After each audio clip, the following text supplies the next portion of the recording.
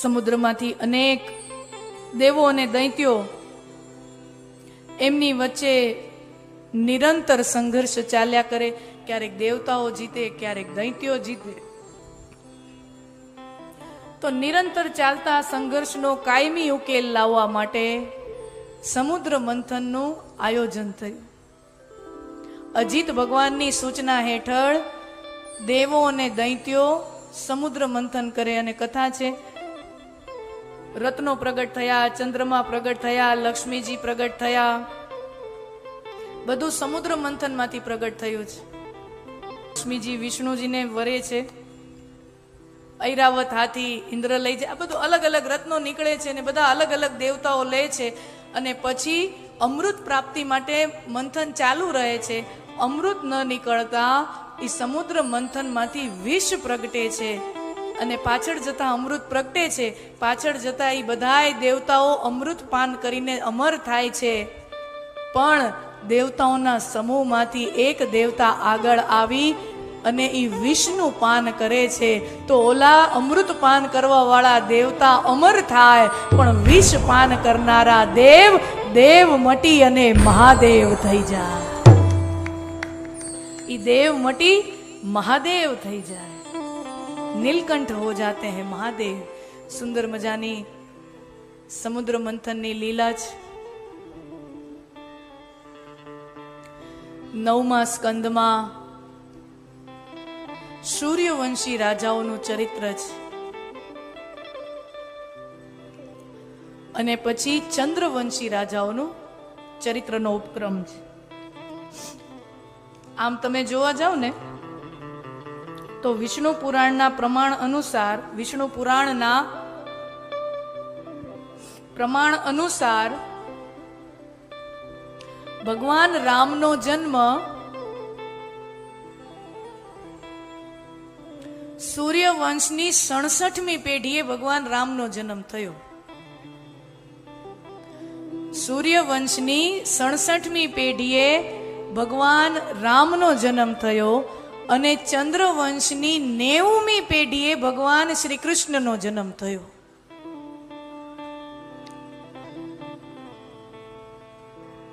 પેઢી આમ તમે ગણો તો બ્રહ્માજીમાંથી સૃષ્ટિ અને પ્રજા ઉત્પત્તિ ભવી છે. તો બ્રહ્માજીમાંથી સપ્ત ઋષિઓ, એટલે બ્રહ્માના દીકરા કશ્યપ ઋષિ, બ્રહ્માના દીકરા કશ્યપ ને ત્યાં બધા આદિત્ય, બધા દેવતાઓ, કશ્યપ ને ત્યાં સૂર્ય, એને ત્યાં ઇક્ષ્વાકુ, અને એ પછી આમ કરીને આખી સૂર્યવંશની પ્રભાવી વંશવેલો આગળ વધે છે. એમાં 67મી પેઢીએ ભગવાન રામનો જન્મ થયો. અને અત્યારે હમણાં જ આજે મેવાડનું રાજવંશ છે, બધા સૂર્યવંશી રાજ્ય, મહારાણા પ્રતાપની વાર્તાઓ, એની શૌર્યની વાર્તા કરતા હોઈએ તો એ મહારાણા પ્રતાપ એ ડીએનએ શેનું છે? એ સૂર્યવંશી ડીએનએ છે. હા, એ પેઢીઓ હજી ચાલે છે, એ સૂર્યવંશી ડીએનએ છે. એટલે સૂર્યવંશીઓ યુદ્ધ કૌશલમાં અનન્ય હોય છે. અને આમ ચંદ્રવંશની 90મી પેઢીએ ભગવાન શ્રી કૃષ્ણ, ભગવાન રામ મર્યાદા પુરુષોત્તમ છે અને ભગવાન શ્રી કૃષ્ણ લીલા પુરુષોત્તમ છે.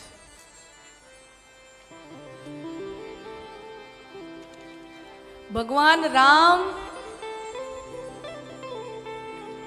જીવનમાં કોઈ કેવી આચાર સંહિતા હોવી જોઈએ, જીવનમાં કેવા આદર્શો હોવા જોઈએ, એ સમાજમાં આદર્શની સ્થાપના કરવા માટે રામાવતાર થયો. કે માતા પિતાનો સંબંધ કેવો હોવો જોઈએ, માતાનો પુત્ર સાથેનો સંબંધ કેવો હોવો જોઈએ, પુત્રનો માતા સાથેનો સંબંધ કેવો હોવો જોઈએ, એક ભાઈનો બીજા ભાઈ સાથે સંબંધ કેવો હોવો જોઈએ, પતિનો પત્ની સાથે સંબંધ કેવો હોવો જોઈએ.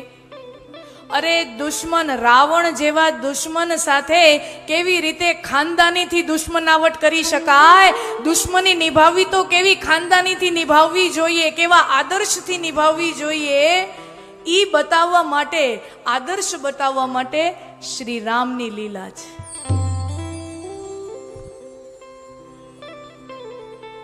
એટલે ભાગવતજીના 2 સ્કંદમાં રામચરિત્ર કહેવાયું છે. બે અધ્યાયમાં રામચરિત્ર ગવાયું. સંક્ષિપ્તમાં રામાયણની કથા છે ભાગવતની અંદર. અને ભગવાન રામનું પ્રાગટ્ય થાય પછી ભગવાન શ્રી કૃષ્ણનું પ્રાગટ્ય થાય. ભગવાન રામે આખી જીવન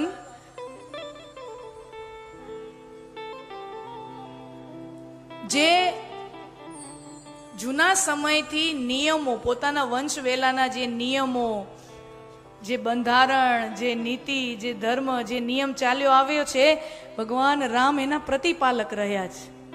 એક પણ નિયમ ભગવાને ભંગ કર્યો નથી. રામો વિગ્રહવાન ધર્મ. ભગવાન રામ એ ધર્મનું જ મૂર્તિમંત સ્વરૂપ છે. ભગવાન રામે નવો નિયમ એકેય નથી બનાવ્યો, પણ જે નિયમો ચાલ્યા આવ્યા છે એનો ક્યારેય ભંગ નથી કર્યો.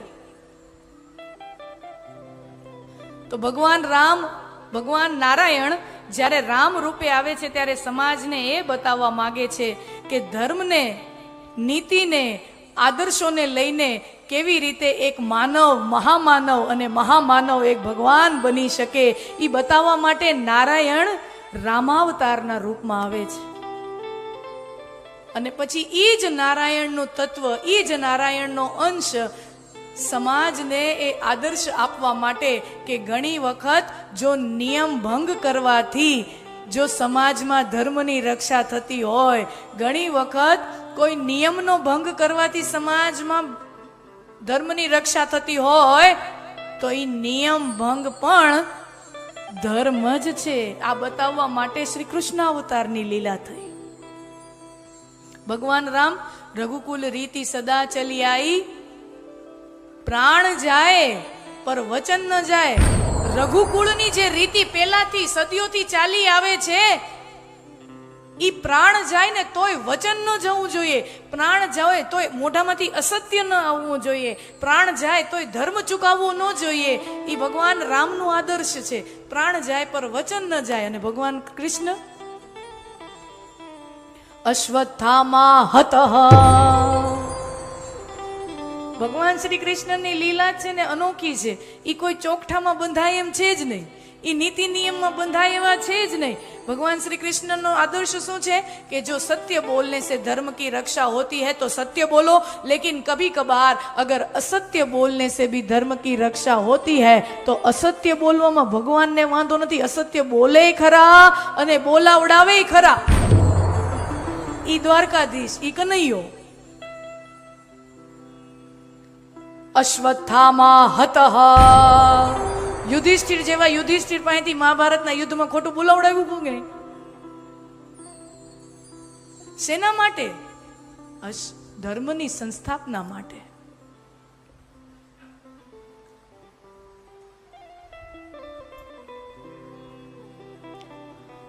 અયોધ્યાના રાજભવનમાં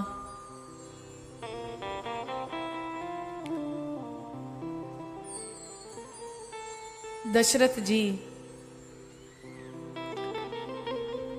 ત્રણેય રાણીઓને સુંદર મજાના શુભ દિવસો શરૂઆત થયા ત્યારથી 9 માસ પરિપૂર્ણ થવાની સમયની રાહ જોઈ રહ્યા છે. કેટલાય સમયથી, કેટલાય વર્ષોથી સંતાનની અભિલાષા છે દશરથજીને, અને એના માટે પુત્ર કામેષ્ટી યજ્ઞ પણ કર્યો છે. અને હવે જે વર્ષોથી જેની અભિલાષા છે, સંતાન તો થવા જઈ રહ્યું છે એ તો ઠીક, પણ સંતાન રૂપે સ્વયં વૈકુંઠપતિ નારાયણ દીકરા તરીકે અવતરિત થવા જઈ રહ્યા છે દશરથજીના રાજભવનમાં. કૌશલ્યા માને જ્યારથી સારા દિવસો શરૂ થયા અને દશરથજી જ્યારે જ્યારે કૌશલ્યા માના મહેલમાં આવે, કૌશલ્યાજીના મહેલમાં આવે અને કૌશલ્યાજીના મહેલમાં પગ મૂકતા જ દશરથજીને એવો અનુભવ થાય કે જાણે હું કોઈ મંદિરમાં પ્રવેશ કર્યો હોય એવો દશરથજીને અનુભવ થાય, જાણે હું કોઈ મંદિરમાં પગ મૂક્યો હોય.